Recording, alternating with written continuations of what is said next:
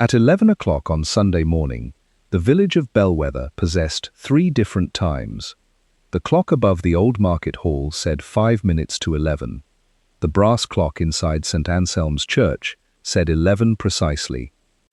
And Mrs. Lydia Bellamy's wristwatch, which had been corrected against the wireless before breakfast, and was therefore beyond theological dispute, said 3 minutes past. Mrs. Bellamy stood beneath the market hall clock, and regarded it with the expression of a woman who had been personally inconvenienced by astronomy. It's happened again. Her nephew, Simon, who was carrying 2 hymn books and wished only to reach church, without becoming involved in municipal affairs, looked upward. So it has. You say that as though it were rain.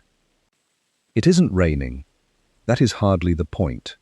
Simon had learned that his aunt's points were usually safer when left unidentified. Across the square, the final stragglers were entering St. Anselm's. Bellwether did not hurry to church. It arrived with measured dignity, giving the impression that attendance had been carefully negotiated beforehand. Mr. Edwin Harcourt, chairman of the parish council, was standing at the church gate. He had noticed Mrs. Bellamy. More importantly, he had noticed her looking at the clock. He crossed the road. "Morning, Lydia." "Edwin." "Simon." "Morning, sir." There followed the brief silence common between people who knew one another well enough to have grievances, but not well enough to discuss them pleasantly. Mrs. Bellamy pointed upward. 5 minutes. Harcourt did not look. Yes, that interested her more than denial would have done. "You already knew." "I was informed." "By whom?" "The clock has been losing time. Every Sunday." "Apparently." "Not apparently, Edwin, precisely." Harcourt finally raised his eyes to the pale stone tower. The clock occupied the upper portion of the market hall, above a row of windows belonging to rooms no one seemed quite certain were still in use. Its 4 black hands were visible from nearly every approach to the square. For 72 years it had informed Bellwether when shops should open, when children were late, and when husbands had spent too long at the Crown and Anchor. Recently, it had acquired a more specialized function. Every Sunday morning it lost 5 minutes. On Monday it was correct again. This had happened for 4 weeks. Bellwether had tolerated the first occurrence as mechanical weakness, the second as coincidence, and the third as evidence that somebody ought to write a letter. By the 4th, factions had developed. "The mechanism is old," Harcourt said. "It wasn't old on Saturday. Machines don't recognize Sundays. Then this one is unusually devout." Simon concealed a smile. Harcourt did not. "You'll be late for the service." "According to which clock?" The church bell rang. People near the gate turned. Mrs. Bellamy stopped speaking. It was not the first bell. That had sounded 10 minutes earlier. This was a single stroke. One heavy note rolled across the square and disappeared among the roofs. Harcourt's face altered. Only slightly. Mrs. Bellamy saw it. "So," she said. Harcourt glanced toward the church tower. Simon looked from one to the other. "What?" Neither answered him. A man came rapidly from the side passage beside the market hall. He was thin, hatless, and wearing a brown Sunday coat buttoned incorrectly at the middle. Simon recognized him as Arthur Pell, who kept the village stationery shop and regarded fountain pens as a moral improvement over ballpoints. Pell stopped when he saw them. "Mr. Harcourt." "What is it?" "I think you'd better come." The phrase attracted Mrs. Bellamy immediately. "I'll come too." "No." Pell's refusal was so abrupt that all 4 of them became embarrassed by it. He recovered first. "I mean, there's no need, Mrs. Bellamy." "Then there can be no objection." Harcourt sighed. "Lydia, the service is beginning." "Yes." She remained where she was. Pell looked helplessly at Harcourt. Something passed between the 2 men. It was small, but Simon noticed it. So did Mrs. Bellamy. Harcourt said, "Where?" "Upstairs." "In the clock room?" Pell hesitated. Not exactly. That was enough. Mrs. Bellamy walked toward the market hall. The three men followed, though none of them had invited her. The main door stood open. Inside, the building smelled of dust, furniture polish, and damp stone. A notice board displayed announcements concerning allotments, lost spectacles, and a whist drive that had already occurred. Pell led them upstairs. "Who opened the hall?" Harcourt asked. "I did." "You have a key?" "For the committee room." "That wasn't what I asked." Pell stopped on the landing. "No." The answer came too late. Mrs. Bellamy looked at him. Pell continued upward. At the top was a narrow corridor. To the left stood the committee room. To the right, behind a green-painted door, a steep wooden stair climbed into the clock tower. The green door was open. Harcourt stared at it. "Who unlocked that?" "I don't know." "Where's the clock key?" "In the council office." "Are you sure?" "I saw it on Friday," Mrs. Bellamy said quietly. "Then either the door was not locked, or someone has another key." Nobody replied. From above came a faint mechanical sound. Tick, pause, tick. The village clock, though inaccurate, remained industriously alive. Pell pointed toward the committee room. "It's in there." "What is?" Pell pushed the door open. The room contained a long table, 12 chairs, a cold fireplace, and a portrait of Queen Victoria, presented by someone whose name had been lost from the brass plate. On the table lay a man's grey felt hat. Beside it was a folded sheet of paper. Harcourt went still. Simon said, "Whose hat is that?" Mrs. Bellamy knew. "So did Harcourt," she said. It was not a question. Harcourt picked up the paper instead. "Don't," Pell said. Harcourt's hand stopped. "Why not?" "I've read it." That seemed an insufficient reason. Mrs. Bellamy approached the table. The paper had been folded once. A line of handwriting was visible near the bottom, though not enough to read. "Where is Mr. Vale?" she asked. Pell looked at the floor. No one had mentioned Thomas Vale. No one needed to. The hat belonged to him. Vale had been clerk to the parish council for 17 years. He was a precise, colourless man, whose chief distinction lay in knowing where everything was kept and resenting anyone who asked him. On Saturday afternoon he had been seen entering the market hall. On Sunday morning his hat was there. He was not. Harcourt unfolded the paper. Mrs. Bellamy read over his shoulder. There were only 6 words. "I have corrected what was wrong." Below them was Thomas Vale's signature. Simon stared. Corrected what? At that moment, the clock above them struck 11. 5 slow, resonant minutes after the church had begun its service. Harcourt folded the note. "We should send for Price." Mrs. Bellamy looked toward the open tower door. "For the missing clerk." Harcourt's eyes remained on the note. "For the clock."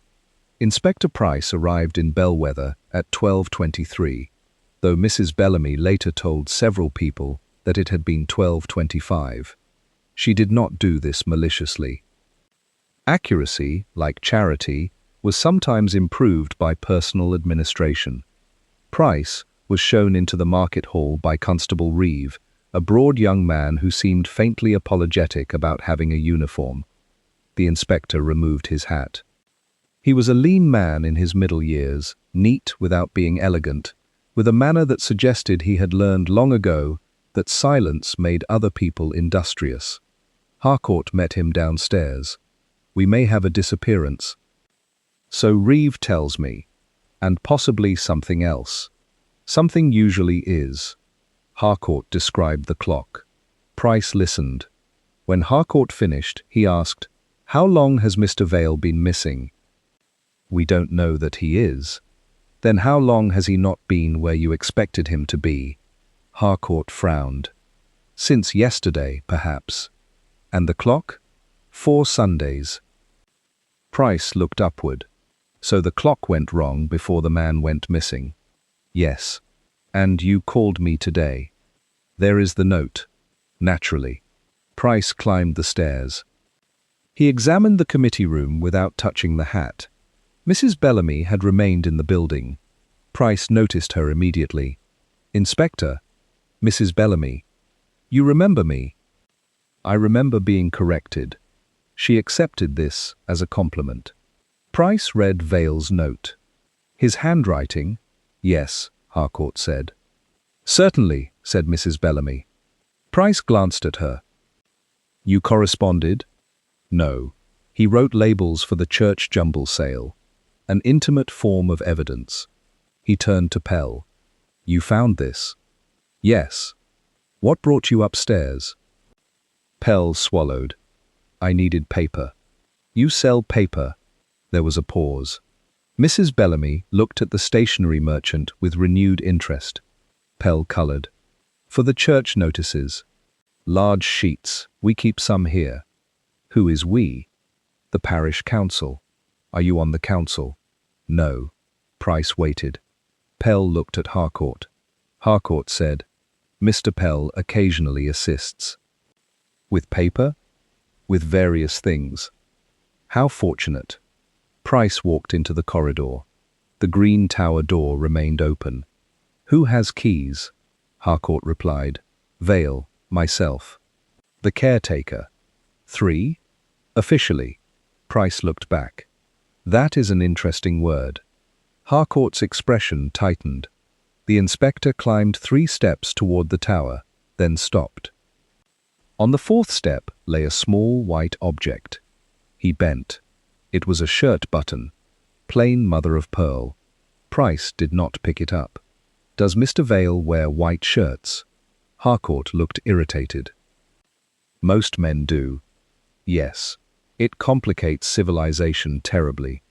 From the square came the sound of people leaving church. Within minutes, Bellwether would begin hearing that Thomas Vale had vanished. Within half an hour, it would know why. By luncheon, several people would remember seeing him somewhere he had never been. Price descended the steps. Don't close this door. Reeve nodded.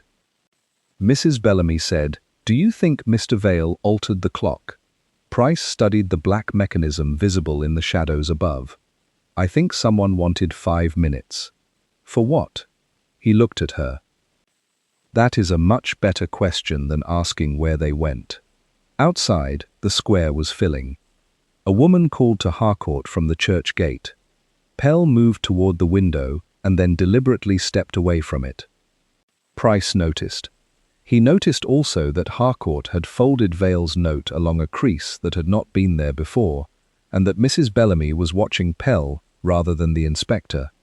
Then the market hall clock gave a small metallic click. Price looked up. The minute hand moved.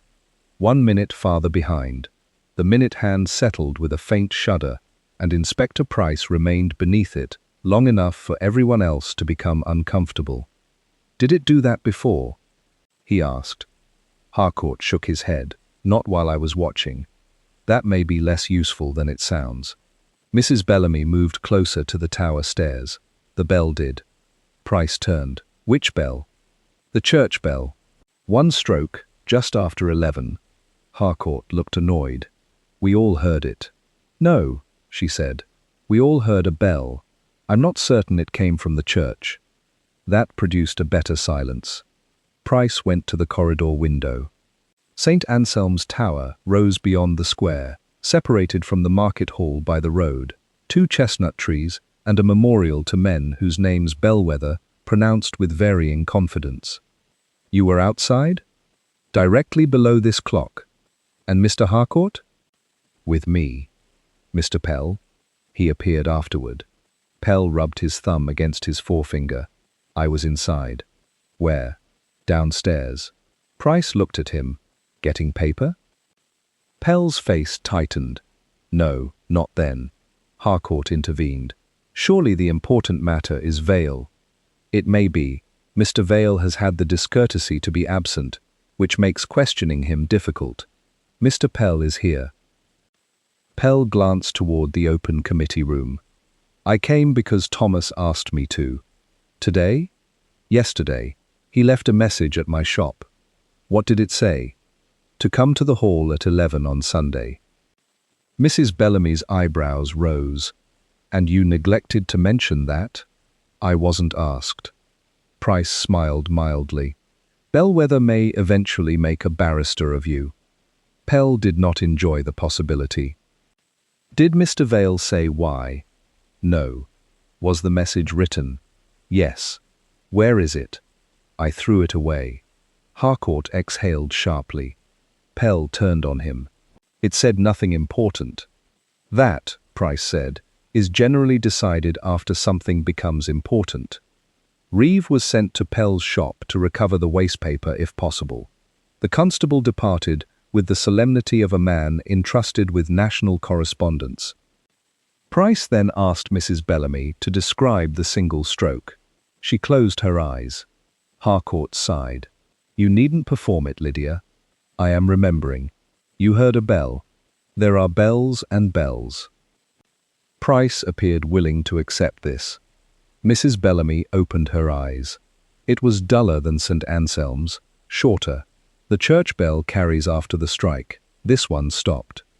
Pell looked up too quickly. Price saw him. So did you hear it, Mr. Pell? I heard something. From downstairs?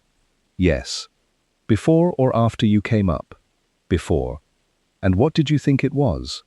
The church. Until Mrs. Bellamy suggested otherwise. Pell hesitated. Yes. Price climbed toward the mechanism. The tower room was cramped, timbered, and surprisingly clean. The clockwork stood behind a low railing, gears, rods, weights, and a broad iron frame bearing the maker's name. A cable descended toward the bell chamber. Price examined without touching. Harcourt remained at the doorway. The clock does not strike, he said. Price looked back. Mrs. Bellamy said, Of course it does. No, not for years. She stared at him. The bell mechanism was disconnected in 1958. Complaints from the houses behind the square. Price looked at the cable again. Then what is that connected to? Harcourt stepped inside. His certainty disappeared. A newer length of wire had been fastened to the old striking lever. It ran behind the frame and vanished through a narrow opening in the floorboards. Price crouched. Recent? I have never seen it. That wasn't the question. I don't know. Pell stayed in the corridor. Price followed the wire. It did not lead upward to the clock bell. It went downward. They returned to the committee room and shifted a narrow cupboard from the wall. Behind it, the wire emerged through a drilled hole and ended beside a small brass handbell fixed beneath the table. Mrs. Bellamy stared at it. That is what I heard. Harcourt looked offended, as though the bell had entered the building without submitting minutes. Price bent beneath the table. A simple spring device had been attached to the bell handle. A cord ran from it through another hole toward the tower stair. Someone arranged this, Reeve said from the doorway. He had returned carrying a crumpled envelope. So it would ring at 11, Harcourt asked. Price straightened. Perhaps. Pell had gone pale. Reeve handed over the envelope. Inside was a torn scrap bearing Vale's narrow handwriting. Price fitted the pieces flat upon the table. Arthur, Sunday, 11 precisely, come alone. You will hear the proof. Nobody spoke. Price read it twice. Mrs. Bellamy looked toward the hidden bell.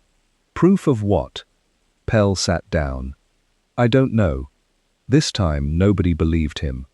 Price, however, seemed less interested in Pell than in the word precisely.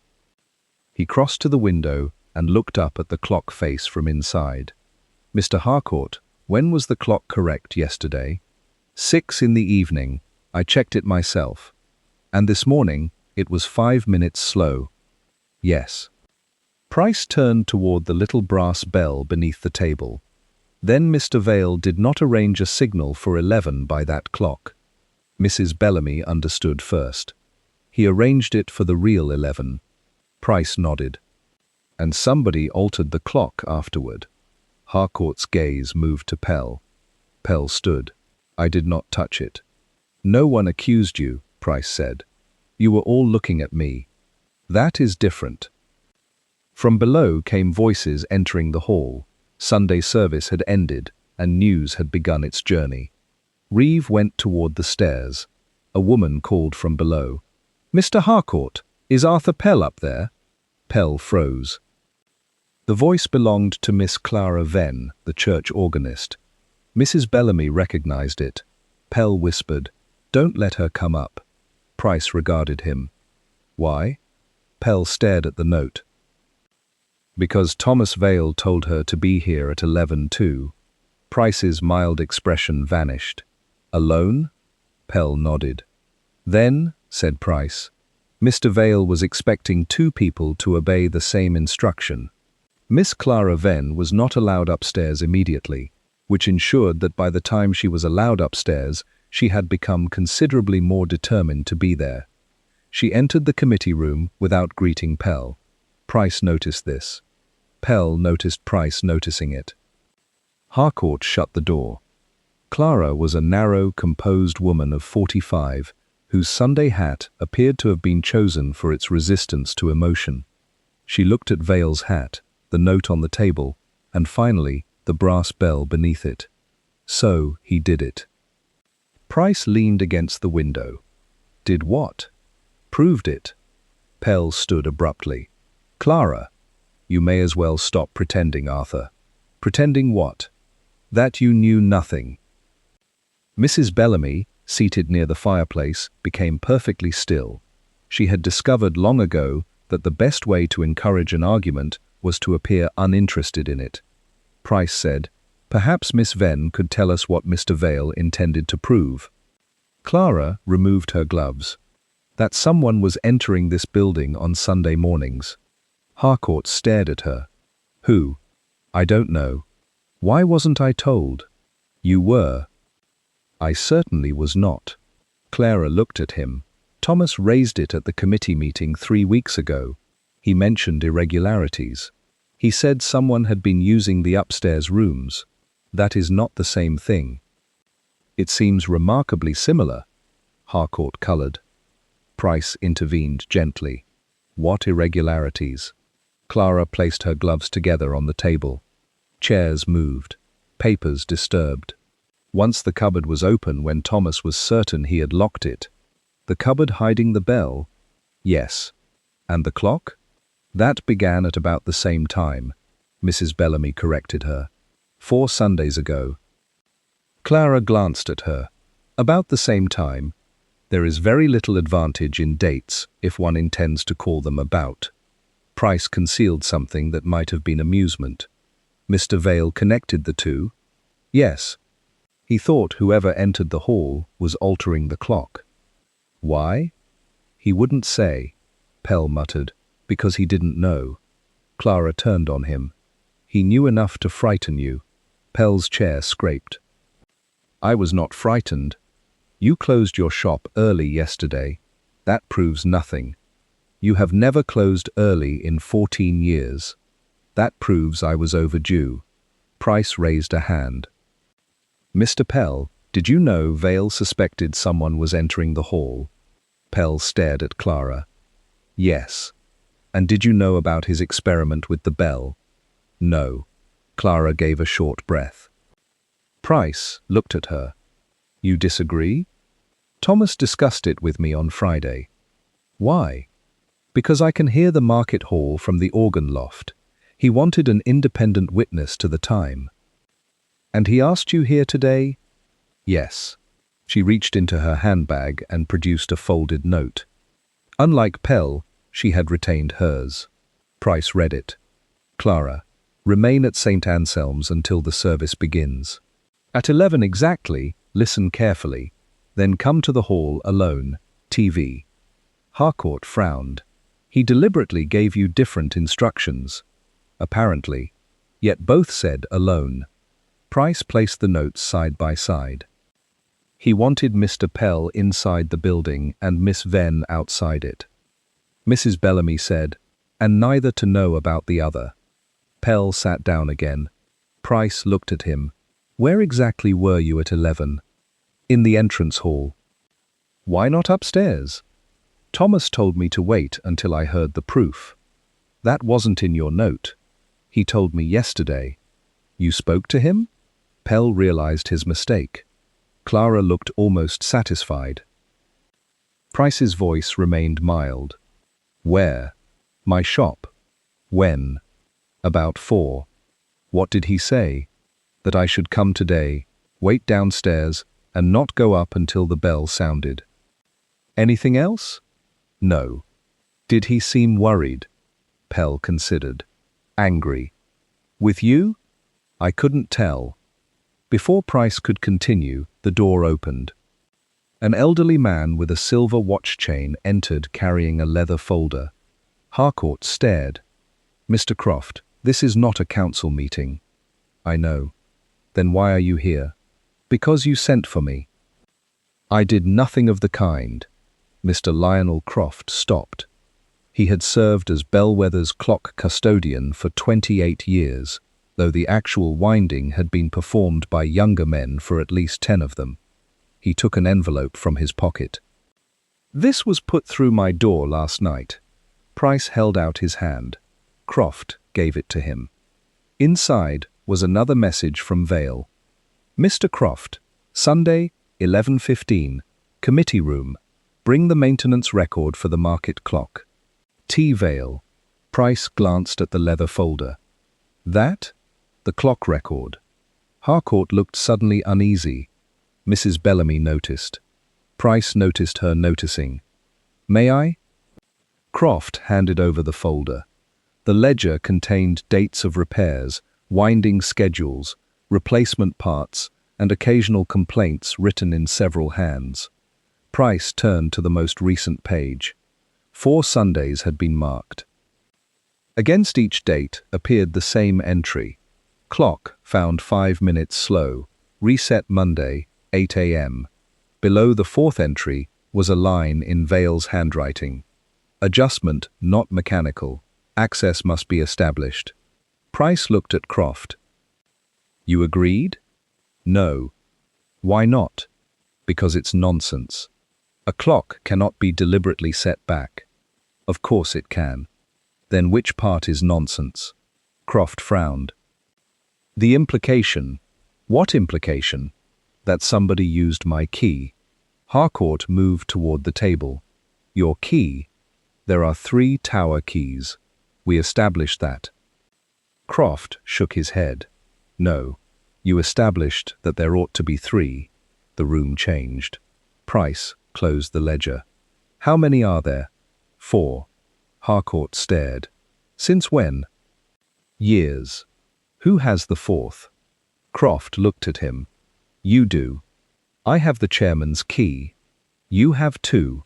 Harcourt's face hardened. That is absurd. Croft opened the ledger again and turned several pages back. There. A note dated 11 years earlier recorded the cutting of a duplicate tower key after the original chairman's key had temporarily been misplaced. Replacement key issued. Original subsequently recovered. Both retained in chairman's custody. Mrs. Bellamy said. That seems admirably clear. Harcourt ignored her. I was not chairman 11 years ago. No, Croft said. Mr. Baines was. And when I took office? You received the key box. 1 key was in it. Croft shrugged. Then the other went missing before you became chairman. Price studied Harcourt. When was that? 6 years ago. So, there has been an unaccounted key for at least 6 years. Possibly, Mrs. Bellamy said. That word again. Harcourt turned sharply. Lydia, this is hardly helpful. It appears to be helping the inspector. Price prevented the exchange from developing. Who knew about the duplicate? Croft thought. Old Baines, Vale, myself, anyone who read the maintenance ledger. Which is kept where? The council office. And who has access? Harcourt gave a humorless laugh. That list appears to be expanding by the minute. Voices rose downstairs. More people had entered the hall. Harcourt went to the window and swore quietly. The parish council. Price looked out. 3 respectable villagers were crossing the square with purposeful expressions. I called an emergency meeting, Harcourt admitted. When? Before you arrived. Concerning Vale. The clock. Mrs. Bellamy looked delighted by the absurdity. Price merely nodded. Then perhaps we should let them meet. Harcourt stared at him. Now? They may save us the trouble of asking why they are nervous. 20 minutes later, the committee room contained 9 people, 6 chairs in use, 3 unnecessarily moved, and an atmosphere of collective innocence. Councillor Miriam Sloane insisted the clock was defective. Councillor Peter Dorridge insisted children had been interfering with it. Croft insisted neither explanation was mechanically respectable. Pell said little. Clara said less. Price sat at the end of the table and listened. The discussion became unexpectedly fierce when Harcourt proposed changing the tower lock. You cannot, said Dorridge. Why not? Because of the archive. What archive? Dorridge stopped. Miriam Sloane looked at him. Croft looked at the floor. Price said, Yes, what archive? Dorridge adjusted his tie. The old council papers. They're stored upstairs. Some.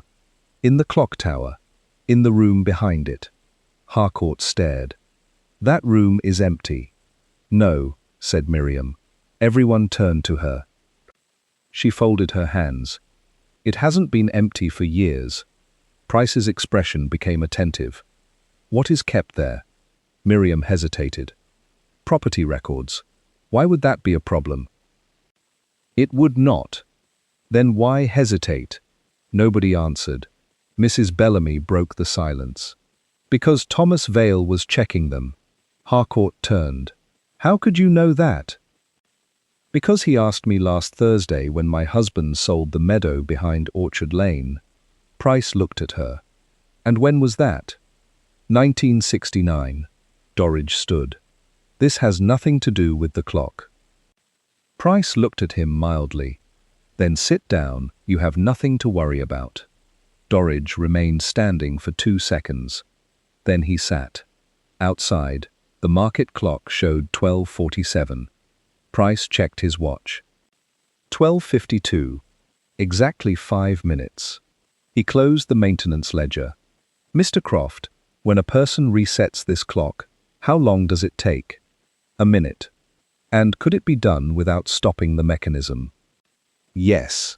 Price looked around the committee. So whoever does it is not stealing 5 minutes from the clock. No one moved. They are giving themselves 5 minutes in which the village believes the wrong time. Mrs. Bellamy's gaze went toward the hidden archive door. Price followed it. The inspector rose. Now, he said, I think we should see what Mr. Vale was reading.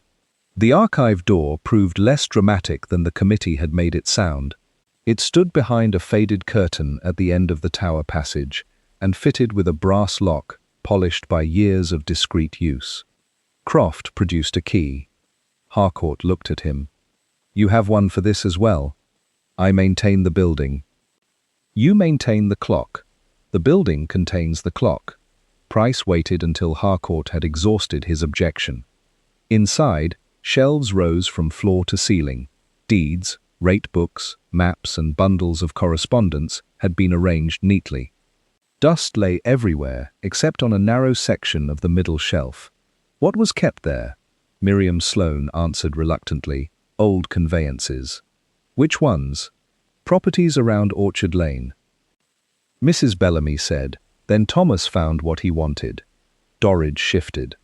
Price turned. You seem uncomfortable, Mr. Dorridge. It is a small room. So is a confession, I'm told. Dorridge did not smile.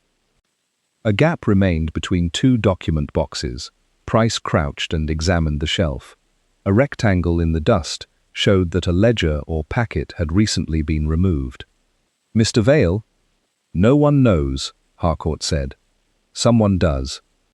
From downstairs came the sound of the main door opening, followed by an indignant female voice. "Arthur Pell!" Pell closed his eyes. A stout woman in a flour-dusted coat appeared in the passage. She was carrying a paper bag. "Arthur, I have been looking everywhere." Pell stared. "Mrs. Gedge, you ordered this yesterday." She held up the bag. Price stepped from the archive. "What is it?" "A loaf." Mrs. Gedge looked at him. "Inspector Price, that does not improve the loaf. It may improve the reason it was ordered." Mrs. Gedge considered him, then Pell. "He asked for a cottage loaf. To be collected at 11 this morning. I kept it aside, and he never came." Pell reddened. "I forgot. You have bought the same loaf every Sunday for 9 years and never forgotten once." Price said, "Where is your bakery?" "Opposite the south side of the square." "Can you see the market clock?" "Perfectly." "And what time do you close on Sundays?" 11:05. Pell looked at Price. There it was again, 5 minutes. "Why 11:05?" Price asked. "Because people leaving the early service come in until then. At least they used to. Now they arrive after I've shut." "For 4 Sundays?" Mrs. Gedge frowned. "Yes." Price glanced toward the clock. "Because they trust that?" "Most do." Mrs. Gedge understood that her irritation had become evidence. Price continued. "At 11 by the market clock, what do you do?" "Take the bread trays through to the back." "Can anyone enter the shop then?" "The door is open until 5 past." "But you cannot see the counter?" "Not from the bakehouse." Pell said, "This is ridiculous." Price looked at him. "Why?" "A loaf has nothing to do with Thomas." "Perhaps not. Why did you order it?" "For lunch." "You were expected here at 11. I could collect it afterward." "Yet you specified 11. Pell's mouth tightened. Mrs. Gedge spoke before he could answer. "He didn't specify it yesterday." Pell turned sharply. Price's voice remained quiet. "When did he?" "Last Sunday, he asked me to put one aside every Sunday at 11 until he said otherwise." The committee became attentive. Price asked, "Did anyone else establish a new Sunday habit recently?" No one volunteered one. Mrs. Bellamy said, "The post office." Harcourt groaned softly. "What about it?" "The side door has been left unlocked during church for the last month." Dorridge said, "How could you possibly know that?" "I tried it." "Why?" "I had a parcel. On Sunday. I remembered it on Sunday." Price looked almost sympathetic toward Dorridge. Village evidence rarely arrives in an orderly fashion. He turned back to Pell. "Did Vale know about the loaf?" Pell said nothing. Clara Venn answered for him. "Yes." Everyone looked at her. "Thomas mentioned it on Friday. He said Arthur had become remarkably punctual about bread." Pell's face hardened. "You had no right to discuss me." "Thomas discussed everyone. That was his trouble." The words settled heavily. Price watched Pell. Was it? Pell seemed to realize too late what he had said. Mrs. Gedge, who had begun to regret delivering the loaf, placed it on the committee table. "I only wanted paying." Price took coins from his pocket. Pell protested. "I can pay for my own bread." "I'm sure you can. Consider it an investigative extravagance." Mrs. Gedge accepted the money and left. Price returned to the archive. The missing rectangle on the shelf interested him more than the documents remaining. Which property record should be here? Miriam examined the labels. Orchard Lane, numbers 1 through 12. Mrs. Bellamy frowned. "There are only 10 houses." "Now," Miriam said. Price turned. "What happened to 11 and 12? "They were demolished." "When?" 1970. Mrs. Bellamy looked. My husband bought the meadow in '69. No one spoke. Price asked, "From whom?" "Peter Dorridge's father." Dorridge rose. That land transaction was entirely proper. Price had not suggested otherwise. That made the statement more noticeable. Harcourt said, "Peter, sit down." "I will not sit down while insinuations are being made about my family. No insinuation has—" Dorridge glared at her. Outside, Sunday continued with deceptive normality. Bicycles rattled past the windows, a dog barked near the churchyard, and someone laughed across the square below. Price walked back to the table and picked up Vale's note without unfolding it. "I have corrected what was wrong." The sentence had sounded like the clock. Now it sounded like something else. "Mr. Dorridge," Price said, "when did you last enter this archive?" "I don't remember." "Try." "Months ago." Croft spoke from the doorway. "No." Dorridge turned. Croft's expression was apologetic. "You were here last Sunday." The room went silent. "I saw you leave at 11.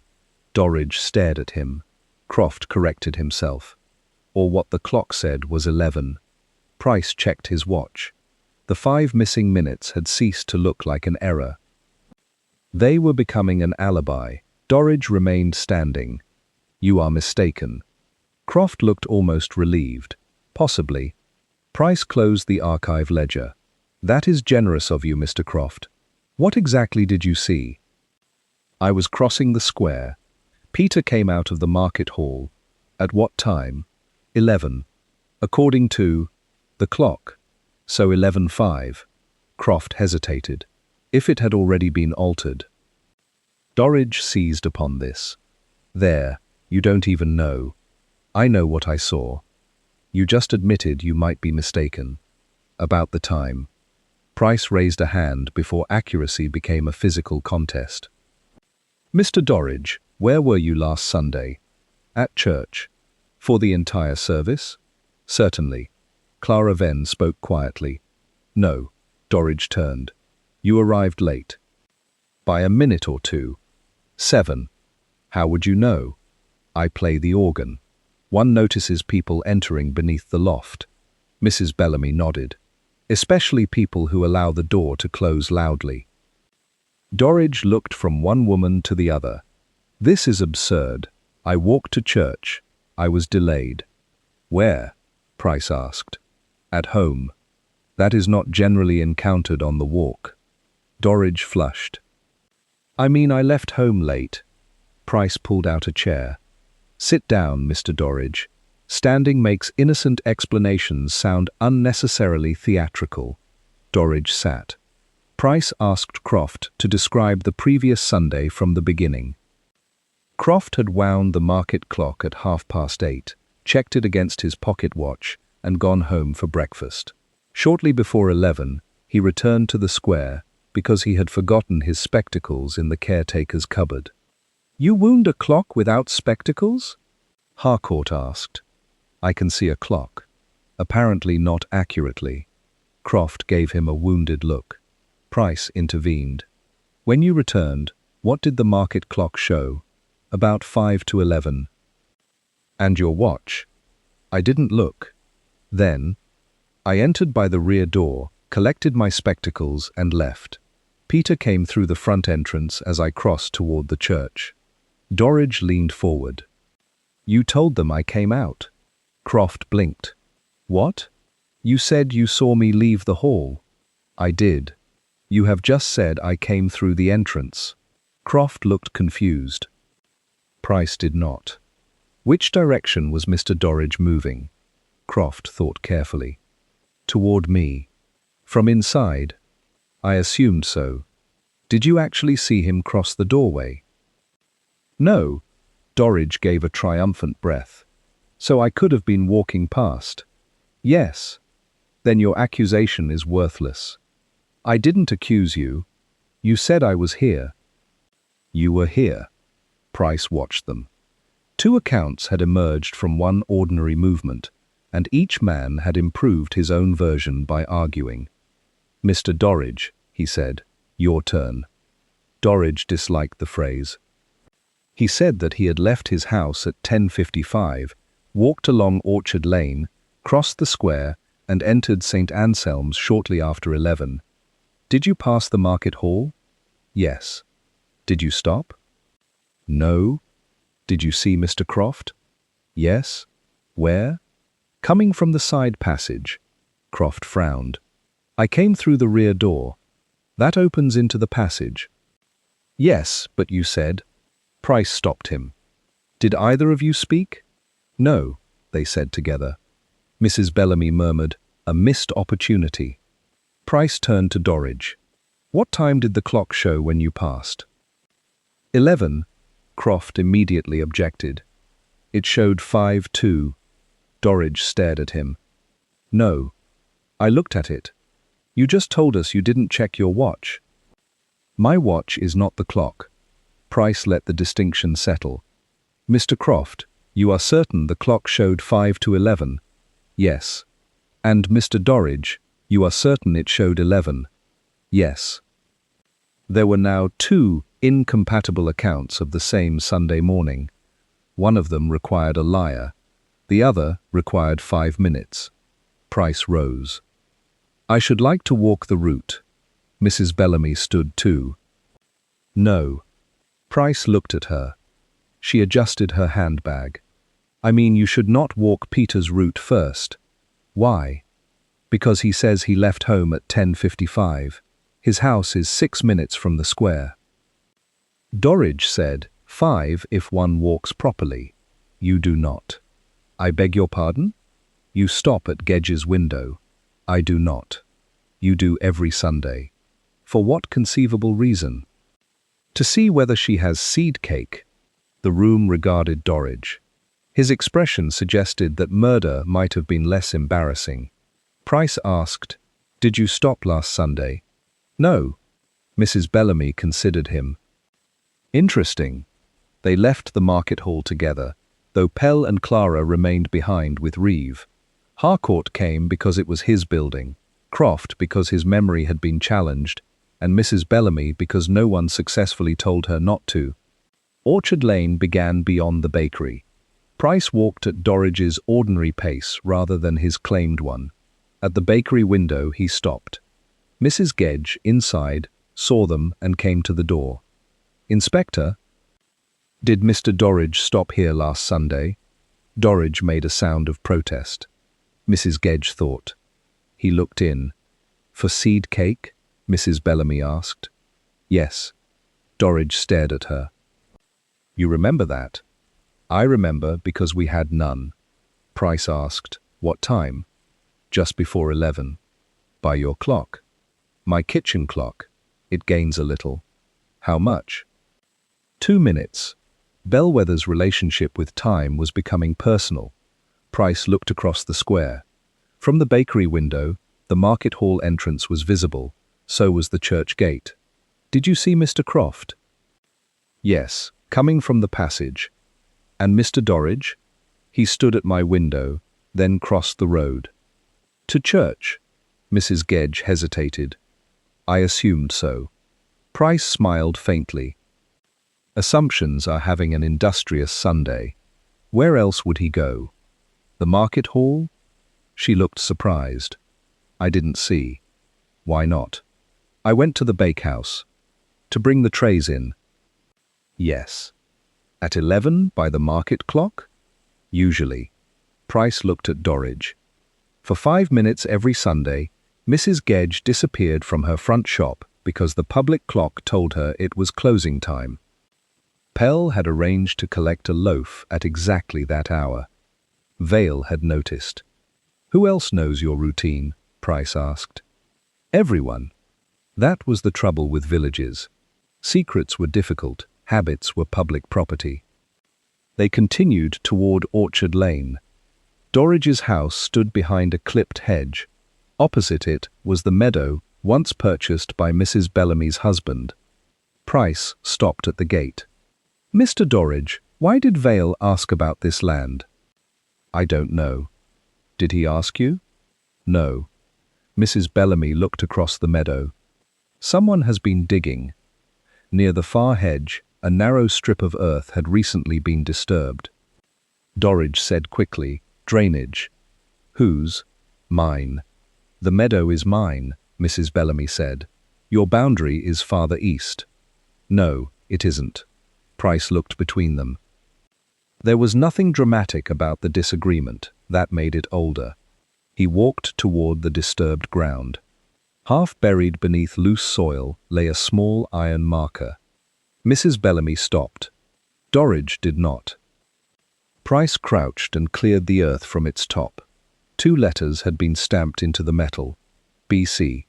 Boundary Commission, Dorridge said immediately. Croft shook his head. "No." Price looked at him. Croft had gone pale. "What does it mean?" "Bellwether Council."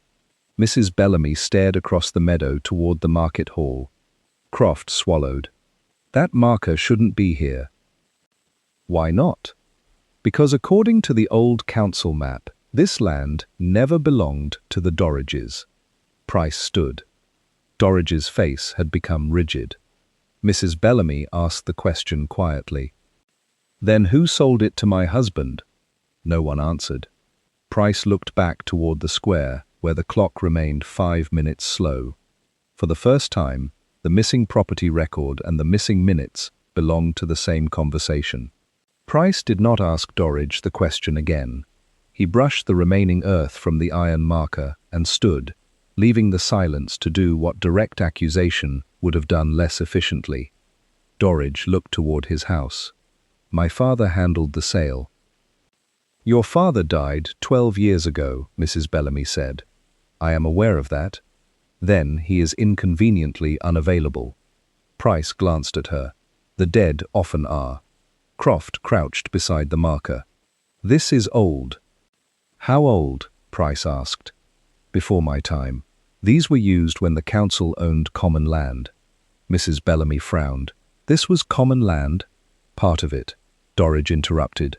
"The boundary was changed." "When?" "I don't know." "Yet you were certain of it a moment ago." Dorridge's patience thinned. "My father told me."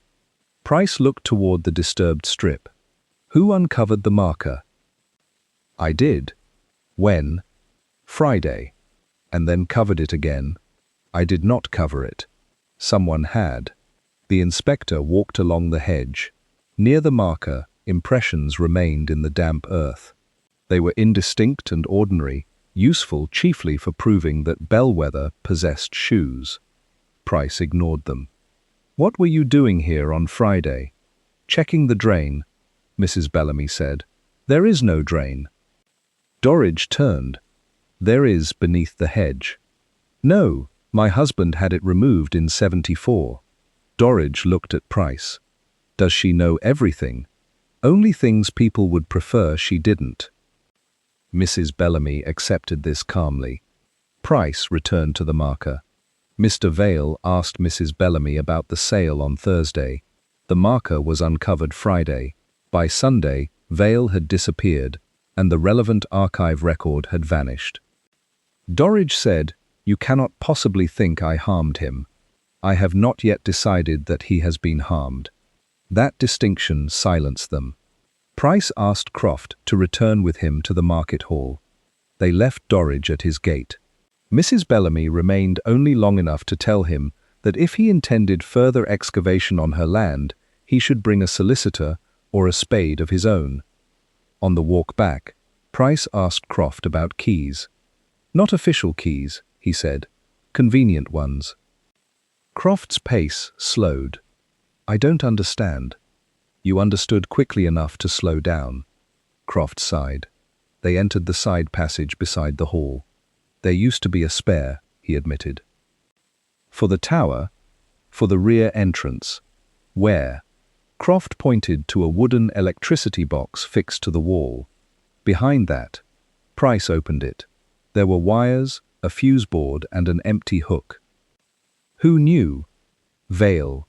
Me. Harcourt, probably." "Probably." "Everyone who needed to get in." Price looked at him. "That is a surprisingly large category." It was only for convenience. Convenience is responsible for a great deal of unofficial architecture. Croft rubbed his chin. The hall is used by committees, charities, the choir, election people, flower show judges. Someone always forgets a key. So this one was hidden outside. Yes. When did you last see it? Thursday. Price closed the box. And now, you can see, they went upstairs.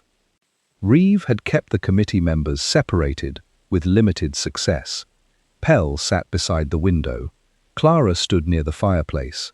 Miriam Sloane was reading an old notice, as though it had suddenly acquired literary merit. Price asked each of them whether they knew about the spare rear door key. Pell said no. Clara said yes. Miriam hesitated, then said yes. Harcourt, when brought back from the council office, looked offended by the question. Of course I knew. When did you last use it? I never did. Clara looked at him. Price noticed. Miss Venn? She folded her arms.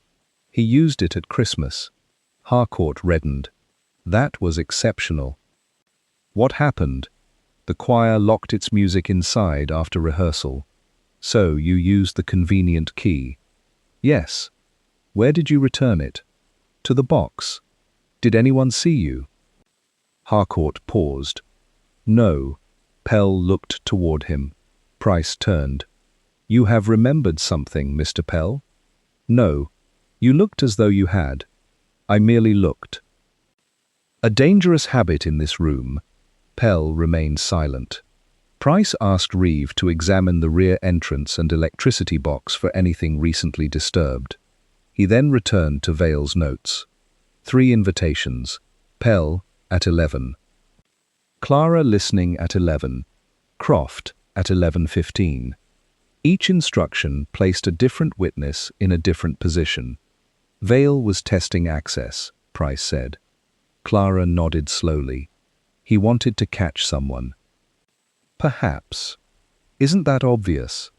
Obvious things become troublesome when they arrive too early. Price looked at Pell. Why did Vale choose you to wait downstairs? I don't know. Clara gave him an impatient glance. Price waited.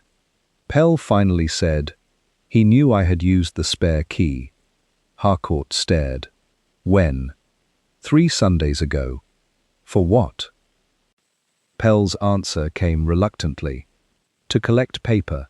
Mrs. Bellamy, who had returned without anyone noticing exactly when, said, At last. Pell ignored her. I had promised notices for the Horticultural Society. The large sheets were stored here. At what time? Price asked. About 11. According to which clock? Pell rubbed his forehead. The market clock. Did you alter it? No. Did you enter the tower? No. Did you enter the archive? Pell hesitated. No. Price looked at Clara. She was watching Pell's hands. Did you see anyone? No. Did you hear anything? Another hesitation. A door. Which door? I couldn't tell. Opening or closing? Closing. Above you? Yes. So, someone else was upstairs. Possibly, Mrs. Bellamy said. There is that word again. Price continued. Why did you keep this from us? Pell's face became defensive. Because I had entered without permission. Once Thomas disappeared, it looked bad. It looks worse now. I realize that. Price picked up the clock maintenance ledger. Did Vale know you were here? He confronted me Monday morning. What did you tell him? The truth. All of it? Pell looked away. Price waited. No. What did you omit? Pell lowered his voice. When I came downstairs, the bakery door was open across the square. That is unsurprising. There was someone inside. At Mrs. Gedge's? Yes. Who? I couldn't see clearly. Then what did you omit? Pell swallowed.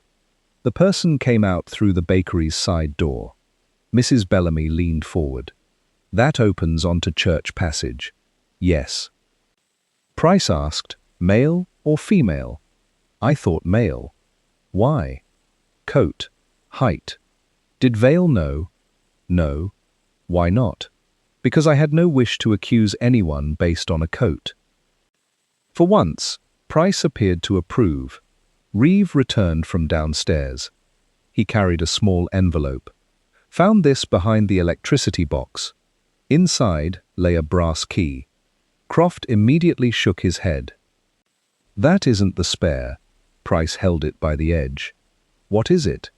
Croft examined the teeth. The archive. Harcourt stared. That key should be in Vale's desk. Price turned the envelope over. One word had been written across it in Vale's hand. Convenience. Mrs. Bellamy looked toward the archive. Pell said, he left it there deliberately. Perhaps, Price replied. He opened the envelope wider. Something else was inside, a narrow strip torn from an old council map. Across it ran Orchard Lane. Numbers 11 and 12 were clearly marked. Beside them, in faded red ink, appeared a name. Not Dorridge, not Bellamy. The owner was Bellwether Parish Council. Harcourt sat down. Price studied the map. Mr. Vale was not merely checking who could enter the hall.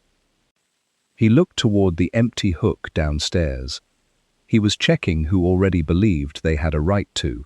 Price placed the strip of map beside Vale's note and asked no further questions for nearly a minute.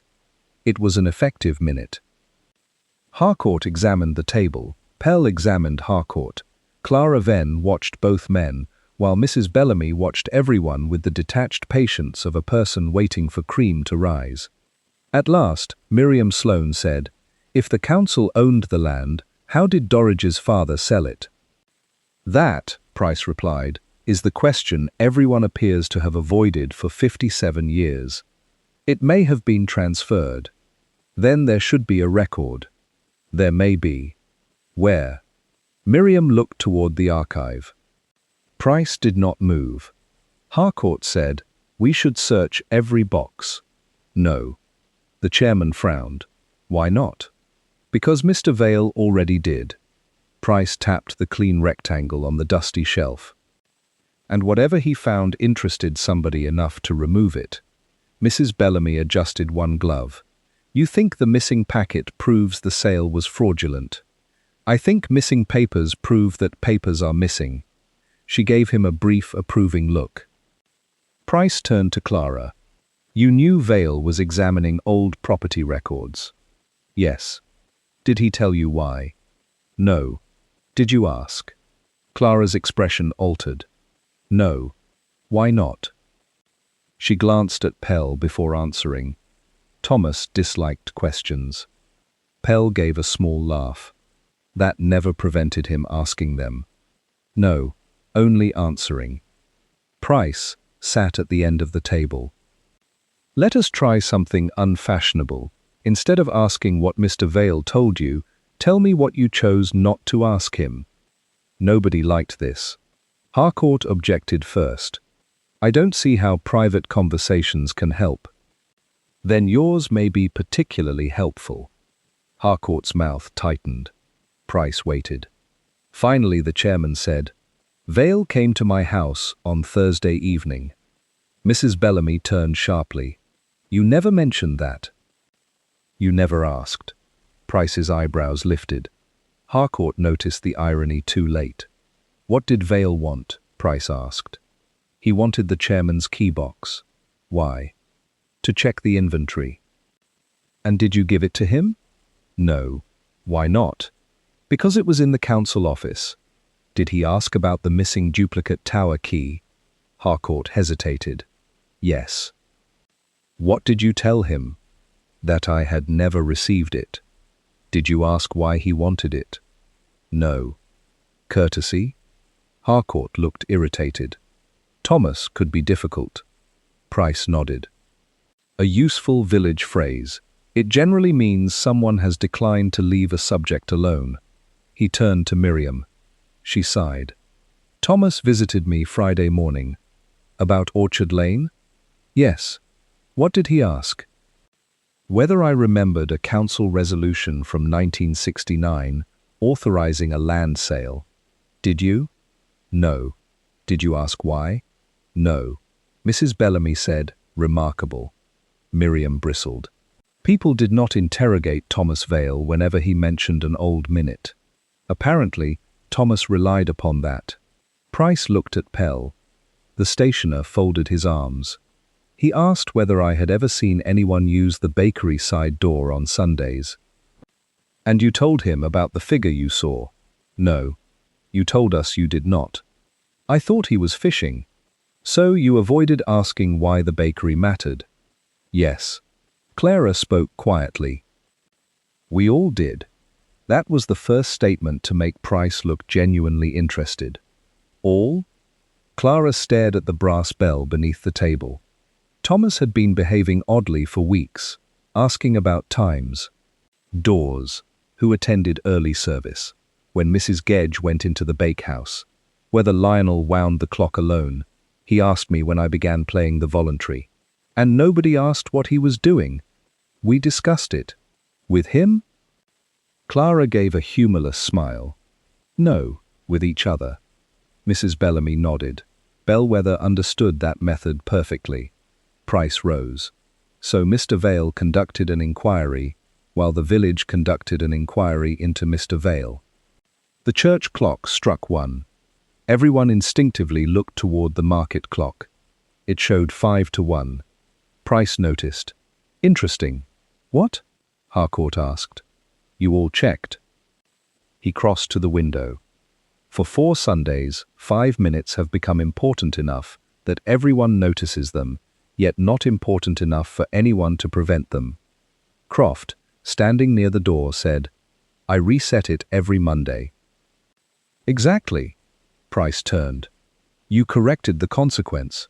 Croft looked uncomfortable. Someone had to. But nobody guarded the tower on Sunday. Silence answered. Price asked Clara, when did Vale first mention the clock to you? 3 weeks ago. What did he say exactly? She thought. He said, it isn't the 5 minutes that matter, it's what everyone politely allows to happen during them. Price's expression sharpened. Mrs. Bellamy slowly lowered her handbag. Pell said, what does that mean? Price did not answer.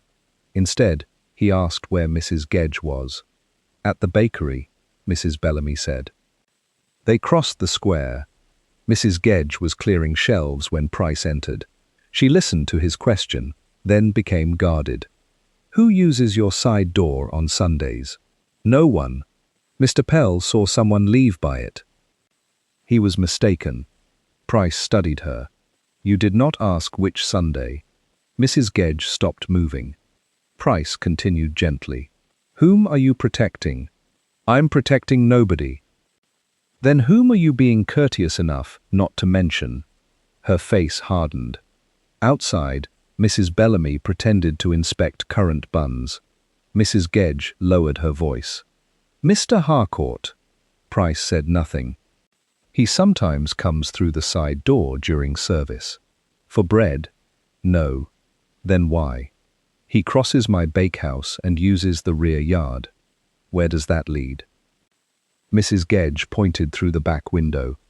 Beyond the yard stood a narrow gate opening into the passage behind the market hall. Price looked at it. Does Harcourt have permission? He never asked. And you never asked why he went through? Mrs. Gedge's answer was almost offended. It wasn't my business. Price smiled without amusement. In Bellwether, that sentence had protected more secrets than any lock. He opened the rear gate. Across the passage, the market hall's hidden key box was directly opposite. On the ground beneath it lay a fresh scrap of grey felt, the same grey as Thomas Vale's missing hat. Price picked it up carefully. Mrs. Bellamy, watching from the bakery doorway, said nothing. For once, courtesy served a purpose. Someone had carried Vale's hat through this passage after he disappeared. Price did not show the scrap of felt to Harcourt immediately. He placed it in an envelope returned through the bakery and asked Mrs. Gedge to say nothing about their conversation. She looked offended. "I never gossip." Mrs. Bellamy examined a currant bun. "No village ever does." They found Harcourt in the council office, arranging papers that had already been arranged. Price closed the door. "How often do you use Mrs. Gedge's yard?" Harcourt's hand stopped above a drawer. "I beg your pardon?" "The bakery. Side door, bakehouse, rear yard, passage." Harcourt looked toward Mrs. Bellamy. "Has Lydia been inventing routes? Mrs. Gedge identified you." A change passed across Harcourt's face. "Occasionally." "How occasionally?" "I couldn't say." Mrs. Bellamy said, "You have an excellent memory. Not for trivialities." Price pulled out a chair. "Sit down." Harcourt remained standing. Price sat instead. "Why use the bakery when the market hall has a front entrance?" "Privacy." "From whom?" "Everyone." That, at least, sounded honest. Harcourt finally sat. "Council business is difficult in a village. If people see the chairman entering this building on Sunday, by luncheon, they have decided the rates are increasing." Mrs. Bellamy considered this. "They usually are. I sometimes collect documents privately." "Using the hidden key?" Price asked. "Yes." "When did you last do so?" Harcourt looked toward the ceiling. 3 weeks ago." "Not last Sunday?" "No." "Not this morning?" "Certainly not." Price took out the envelope. The grey felt lay inside. Harcourt stared at it without recognition. This was beneath the hidden key box. "So? It matches Vale's hat." Harcourt's expression changed. "That proves Thomas used the passage." "Perhaps." "His hat is upstairs." "Yes." The implication arrived. Harcourt leaned back. "You think someone carried it?" "I think cloth does not usually detach itself in anticipation of investigation." Mrs. Bellamy said, "Thomas would never use that passage." Both men looked at her. "How do you know?" Price asked. "He disliked Mrs. Gedge's bakehouse." "Why?" "Flour." Harcourt frowned. "Flour?" "He said it ruined dark clothes." Price considered the immaculate grey hat upstairs. "That sounds like Vale." Mrs. Bellamy nodded. "He once refused to enter my kitchen while I was making pastry." Harcourt looked incredulous. "And this is evidence?" "It is behavior," Price said. "Often more dependable." He returned his attention to Harcourt. "Tell me about last Sunday." "I attended church." "From when?" 10:45. "Until?" 12:15. "Anyone confirm that?" "Half the village." "Did you leave?" "No." Price watched him. "Did Vale speak to you afterward?" Harcourt hesitated. "Yes." Mrs. Bellamy's eyes narrowed. "When?" "About 12:20. "Where?" "Churchyard." "What did he want?" "To ask about the chairman's key again." "And?" "I told him exactly what I told you, that you never received the duplicate." "Yes." "Anything else?" "No." Price stood and walked to the filing cabinet. "You remember 12:20." "Approximately." "You remembered 10:45. I am punctual." "You remembered where Vale stood, what he asked, and what you answered." Harcourt became wary. "I have a good memory." "Excellent." Mrs. Bellamy looked almost cheerful. Price continued. "Yet you cannot remember how often you use the bakery passage. That is different, because remembering would be inconvenient." Harcourt stood. "I object to the suggestion. I haven't made one. You repeatedly do that. It saves time." The clock above them ticked. Price opened the maintenance ledger. 4 Sundays ago, where were you at 11? Harcourt blinked. Church. 3 Sundays? Church. 2. Church. Last Sunday? Church. Mrs. Bellamy said, very regular. I am churchwarden. Price nodded. And every Sunday, the market clock lost 5 minutes while you had a public room full of witnesses. Harcourt stared. That sounds like an accusation. No, it sounds like an alibi. The distinction disturbed him more. Price closed the ledger. Who knew you used the bakery passage? Mrs. Gedge. Vale? I don't know. Pell? No. Dorridge? I have no idea. Price moved toward the door. Harcourt said suddenly, there was someone else. Price stopped. Where? In the passage. When? Last Sunday. Mrs. Bellamy gave Harcourt a long look. His excellent memory had improved. I left church briefly, he admitted. At 11? At what I thought was 11. Why? Vale had sent me a message. Price became still. What message? Harcourt opened his desk and removed a small card. It bore Vale's handwriting. Come by the usual way when the market clock reaches 11. Do not let the committee see you. Price read it. You said you never left church. I was gone perhaps 4 minutes. Who did you see? Harcourt swallowed. Clara Venn. Mrs. Bellamy stared. That is impossible. Clara was at the organ. Not when I saw her. Where was she? Coming out of the market hall passage. Price looked at the card again. Vale had arranged Pell downstairs, Clara listening from the church, Croft arriving later, and Harcourt approaching unseen. 4 witnesses. 4 positions. Yet Harcourt's account placed Clara where Vale's instructions specifically prevented her from being. Price asked one final question. Did Clara see you? Yes. And what did she do? Harcourt's excellent memory required no further encouragement. She told me Thomas Vale was already gone. Price read Vale's card once more. Already gone. Harcourt nodded. Those were her words. And you accepted them? What else was I supposed to do? Ask where he had gone. Harcourt looked irritated. Yes, Inspector, I understand the theme. Mrs. Bellamy turned toward the door. Clara is still upstairs. Price did not follow immediately. When you saw her in the passage, was she carrying anything? Harcourt frowned. No.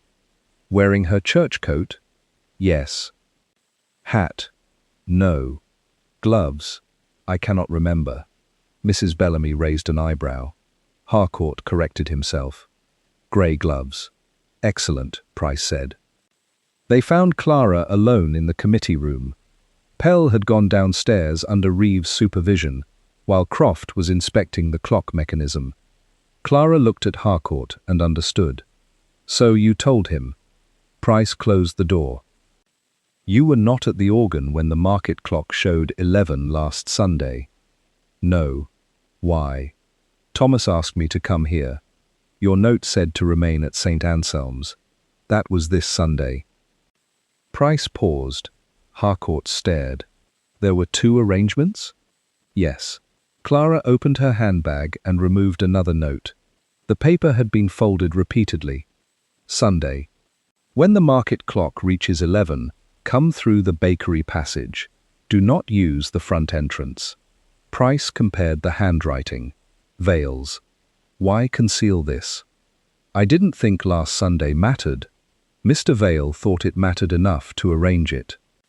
Clara looked toward the tower. He was testing the clock. How? He told me to enter when it showed 11 and note the actual time on the church clock. What was it? 11:05. So you knew the market clock was slow? Yes. Did you see Vale? No. Harcourt says you told him Vale had already gone. Clara's composure weakened. I assumed he had. Why? Because the archive was open and Thomas wasn't there. Price became attentive. You entered the archive? Yes. What did you see? Papers on the table, an old map, a ledger. The missing Orchard Lane record? I don't know. Did you touch anything? No. Did you see Vale's hat? Clara thought. No. Price glanced at Mrs. Bellamy. That mattered. If Vale's hat had not been in the committee room last Sunday, someone had placed it there later. A metallic knock came from above. Croft called down, "Inspector?" They climbed into the tower. Croft stood beside the mechanism holding a lantern. "I found something." Behind the great clock frame was a narrow timber platform. Dust covered most of it, except for marks near the rear wall. Croft pointed. "Someone has been behind the face." Price squeezed past the mechanism. The interior of the clock face admitted a pale circle of daylight. From behind, the black numerals appeared reversed. Between two support beams stood a shallow recess. Something white protruded from it. Price reached in and removed a folded handkerchief. Inside was a small brass cog. Croft inhaled sharply. "What?" "That's from the regulator." "Would removing it make the clock lose 5 minutes?" "No." Price looked at him. "Would putting it somewhere else?" Croft took the cog carefully. "This is a spare. Someone used it to jam the correcting wheel." "For how long?" "Until the mechanism pushed it free. 4 or 5 minutes, perhaps," Mrs. Bellamy said. "Then no one reset the hands." Croft shook his head. "The clock lost the time by being prevented from advancing." Price looked through the translucent face toward the square. That altered everything. They had assumed someone needed access at 11 and moved the clock backward. Instead, the clock had been delayed by a temporary obstruction. "When would the cog have to be inserted?" Price asked. "Beforehand, 10 minutes, half an hour. It could be set in place and left. So the person responsible did not need to be here at 11. Harcourt understood. "My church alibi means nothing." "Not nothing," Price said. "It proves you attended church." Mrs. Bellamy almost smiled. Price examined the recess. Behind the handkerchief lay another object, a narrow cardboard folder.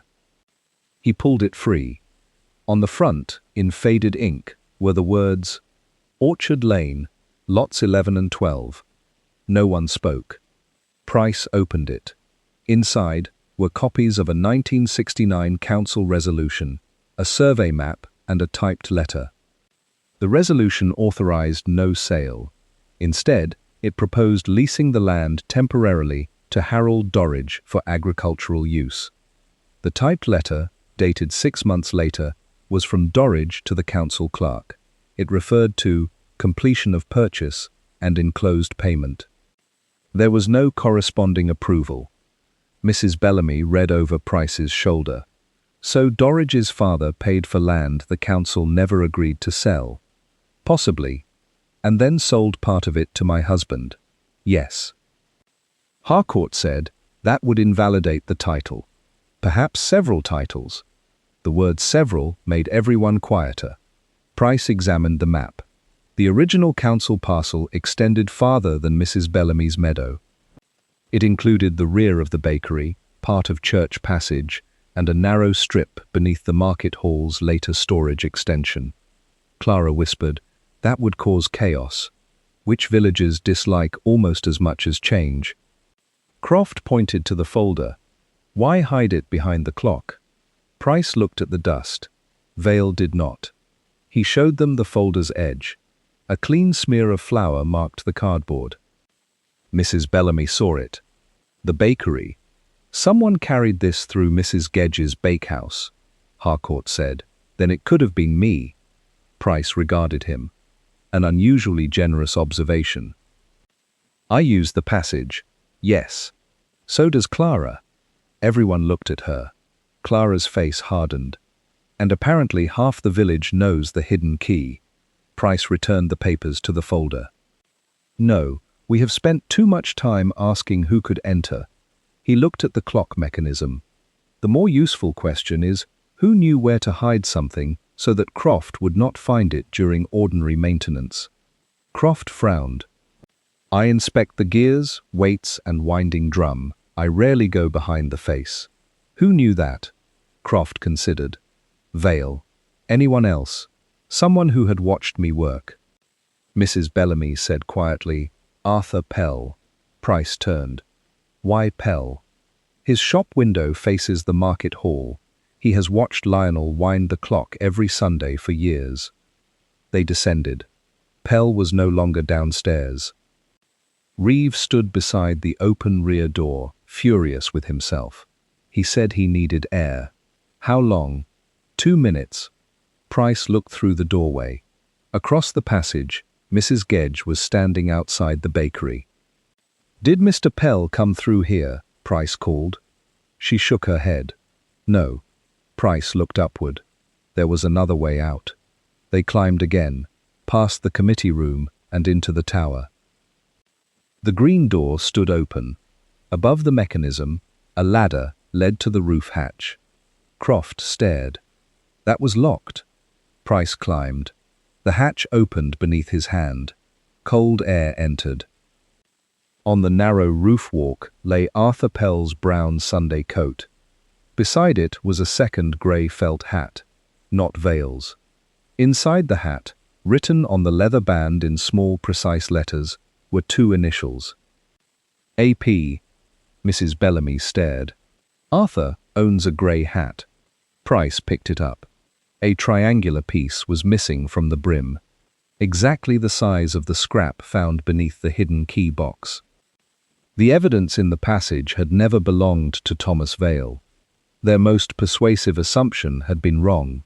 Price held Pell's grey hat against the scrap from the passage. The torn edges matched. Reeve looked embarrassed. I'll search the roof. No, Price said. Search the building. For Pell? For where Pell intended us not to look. Reeve went downstairs. Mrs. Bellamy remained beside the ladder. If Arthur left his coat here, he cannot have gone far, unless he left it for us. That seems unnecessarily helpful. People become helpful when they want attention directed toward the wrong thing. Price descended to the committee room. Vale's grey hat still lay on the table. He examined it again. No tear, no flower, no dust from the tower. It had been placed neatly, almost ceremonially, beside the note. Clara watched him. You don't think Thomas left it? I think Thomas Vale wore hats outdoors. That is hardly deduction. No, it is why deductions should occasionally begin with ordinary facts. He lifted the hat. Beneath it, previously concealed by the brim, was a faint circular mark on the polished table. Price touched it. Water. Harcourt frowned. From the hat? Possibly. It didn't rain yesterday, Mrs. Bellamy said. It did Friday evening. Price looked at her. Until when? About 7. So the hat may have been here since Friday. Clara shook her head. It wasn't here last Sunday. Then it was brought in some time after that. The timeline shifted again. Price walked to the window. 4 Sundays. 4 missing intervals. We assumed they formed one continuous scheme. Mrs. Bellamy said, They didn't? The clock did the same thing. People may not have. He turned to Croft. When could the spare cog have been inserted? Any time before 11. Could Vale have done it? Yes. Harcourt stared. You think Thomas altered the clock himself? For at least one Sunday. Why? To observe what people did when they believed it was 5 minutes earlier. Price laid Pell's 2 notes beside Clara's. Vale created conditions. He was not merely watching a clock, he was watching habits. Mrs. Bellamy understood. Mrs. Gedge went into the bakehouse too early.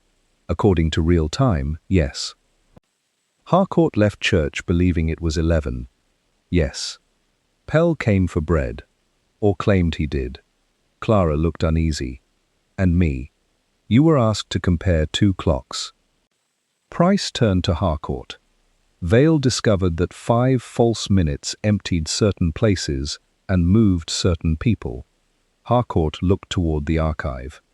The passage. And the bakery counter. The market hall entrance. For 5 minutes, Ordinary witnesses were somewhere else. Reeve returned. Pell isn't in the building. Did you check the council office? Yes.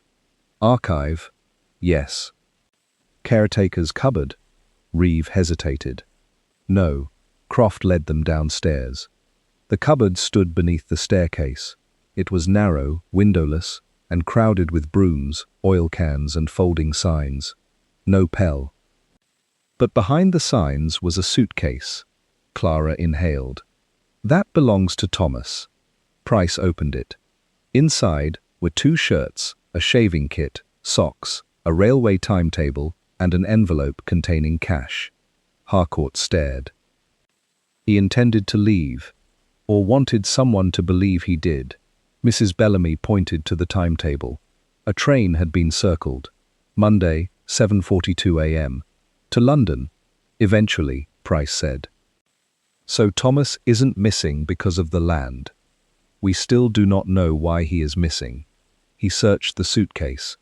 Inside a side pocket was a receipt from a boarding house in Marlow Cross, dated Saturday. 1 night paid in advance. Clara looked confused. He booked a room? For Saturday night. Then he may simply have gone there. Price handed the receipt to Reeve. Telephone them. Reeve left. Harcourt looked almost offended. Are you suggesting we have spent the day investigating a man who went to a boarding house? We have spent the day investigating what happened after he went. That distinction restored the tension. Price returned upstairs and stood beneath the clock. Pell's hat was in the passage. Pell knew about the 5 minutes. Pell lied about speaking to Vale. Pell used the hidden key. Mrs. Bellamy said, and now Pell has disappeared. Yes. You think he took the archive papers? No. She looked surprised. Why not? Because he hid his own hat on the roof. That seems a peculiar reason. Exactly. Price climbed to the mechanism. Someone found Pell's hat in the passage, realized it could connect him with the hidden entrance, and moved it. To the roof? Where discovery would make Pell look guilty. Clara said, then Arthur didn't leave it there. I doubt he climbed onto a roof, removed his coat, abandoned his hat, and escaped invisibly. Croft examined the clock. Price asked, who can reach the roof without passing Reeve? No one. Then Pell did not leave by the roof. Reeve returned from below. The boarding house confirms Vale stayed Saturday night. Is he there now? No. Left this morning. What time? 10:30. Destination? He said, Bellwether. Mrs. Bellamy stared. Then Thomas was coming back while we were looking for him. Price nodded. Reeve continued. There's more. He left a message to be telephoned here if anyone asked. What message? Reeve opened his notebook. Tell Inspector Price that 5 minutes are now properly accounted for. Ask who benefited from correcting them. Price became very still. Harcourt said, he knew you would be here? Apparently. Then this entire business was deliberate. Part of it. Price looked at the clock face. At last, the central mistake was visible. They had treated the lost 5 minutes as something stolen. Vale had treated them as bait. Croft, who reset the clock each Monday. I did. Always? Croft hesitated. Usually. Who did it last Monday? Silence. Croft looked at Harcourt. The chairman. Harcourt's face changed. Price turned. You corrected it. Yes. Why? Lionel was ill. Croft frowned. I had a cold. You asked me. I did not. Harcourt stared. Croft shook his head slowly. You telephoned me and said you would handle it. Price spoke softly. So no one asked Harcourt to correct the clock. Mrs. Bellamy looked at the chairman. Harcourt's composure finally cracked. I merely reset it. At 8 on Monday? Yes. Price looked at Croft. Could resetting it reveal the obstruction? Certainly. The The spare cog would fall into the tray, and whoever corrected the clock could remove it. Harcourt stood rigid. Price did not accuse him. Instead, he asked, "What did you find in the tray last Monday?" Harcourt looked toward the window. Nobody moved. Finally, he said, "A key." Price waited. "The missing duplicate tower key?" "Yes." "Why didn't you report it?" "Because I recognized the label attached to it." "Whose?" Harcourt closed his eyes briefly. "Thomas Vale's." Price shook his head. "No, Vale wanted you to think that." Harcourt looked up. "Then whose was it?" Price glanced at the clock, then at the archive. The person who had been using the 5 minutes before Vale began copying them.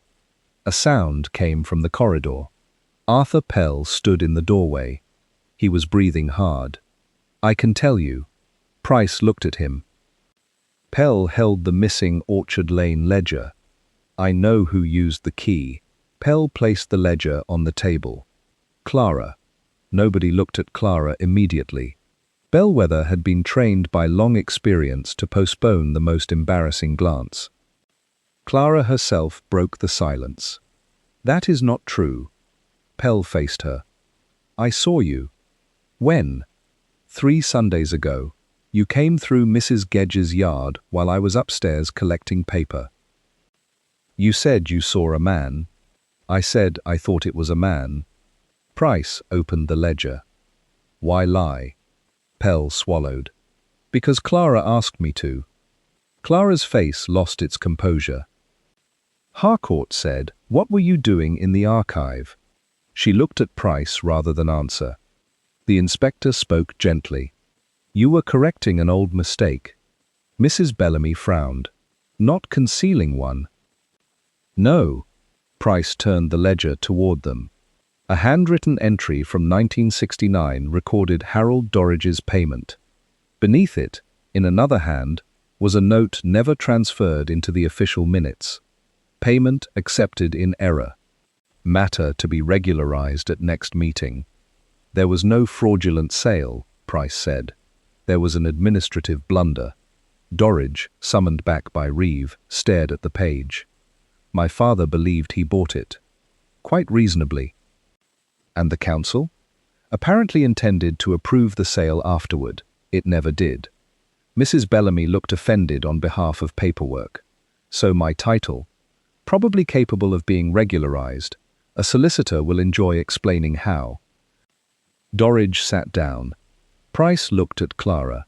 "Your father was council clerk in 1969. She nodded.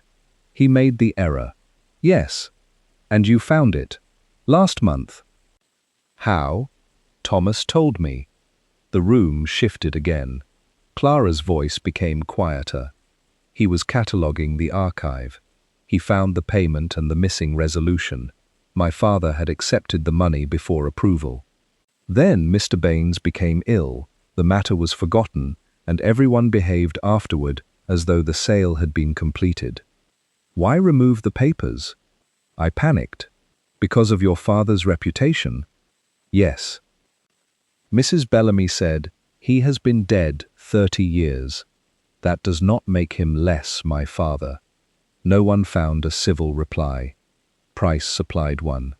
"So you used the duplicate key?" Clara nodded. "My father had kept it. I found it among his things years ago." "And the clock?" "The first Sunday was accidental." Croft stared.